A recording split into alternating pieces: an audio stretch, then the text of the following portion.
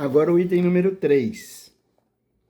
Os médiuns que empregam mal as suas faculdades, que não as utilizam para o bem, ou que não as aproveitam para a sua própria instrução, sofrerão as consequências disso?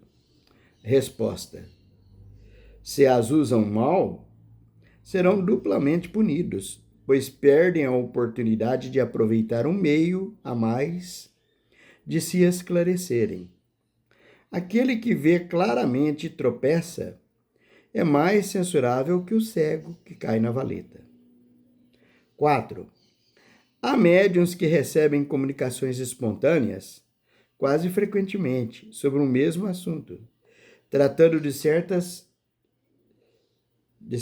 questões morais, por exemplo, relativas a determinados defeitos. Terá isso algum fim? A resposta: sim, e a finalidade é esclarecê-los a respeito do assunto constantemente repetido, ou corrigi-los de certos defeitos. É por isso que a uns os espíritos falam sempre do orgulho, a outros da caridade, pois somente a insistência poderá, por fim, abrir-lhes os olhos. Não há médium empregando mal a sua faculdade, seja por ambição ou interesse, ou prejudicando-a por um defeito essencial, como egoísmo, orgulho, leviandade, e que não receba, de tempos em tempos, alguma advertência dos espíritos. O mal, que na maioria das vezes ele não a toma para si mesmo. Observação: os espíritos dão as suas lições quase sempre com reserva, de maneira indireta, para deixarem mérito maior aos que as aproveitam. Mas são tais a cegueira e o orgulho de certas pessoas que elas não se reconhecem nas lições recebidas. E ainda mais, se o espírito lhes dá a entender que se referem a elas, zangam-se e chamam o espírito de mentiroso ou de atrevido. Basta isso para mostrar que o espírito tem razão. É claro que a mediunidade é para a gente fazer bom uso dela, né?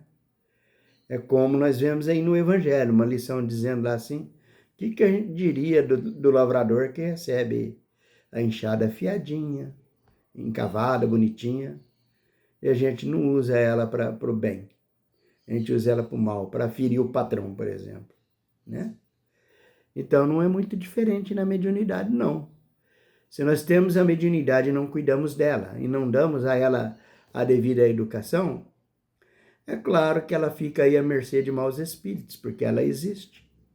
E a gente sofre com isso, com interferências na nossa vida, que nos incomoda bastante, dói na gente, dói naqueles que estão à nossa volta.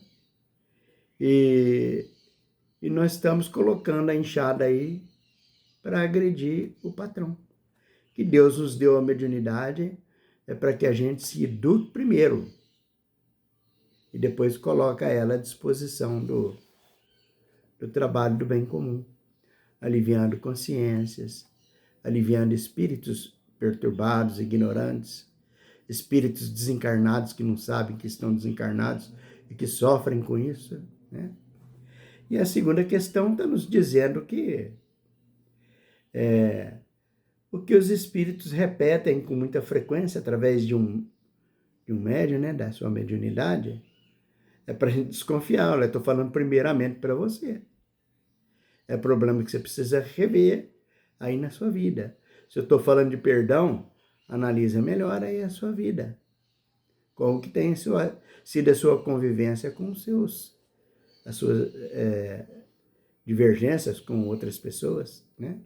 Você está falando, por exemplo, das vaidades, analise-se que ele está vendo em você que você precisa podar um pouquinho as vaidades, né? E assim por diante. Mas olha que advertência séria, né? Está nos dizendo aqui que frequentemente as pessoas acham que a mensagem é para os outros, não é para ele, não. É para os outros, sim, mas primeiramente para ele. Se ele for humilde o bastante, ele vai passar uma peneira fina na sua conduta, né? E tem alguns até que muitas vezes chamam o espírito de mentiroso. Quando, na observação, Kardec está dizendo, isso já basta para a gente perceber que o médium, ele precisa de autoburilamento. Ele precisa ser um pouco mais humilde. Ele precisa analisar que todas as comunicações que vêm através dele é primeiramente para ele.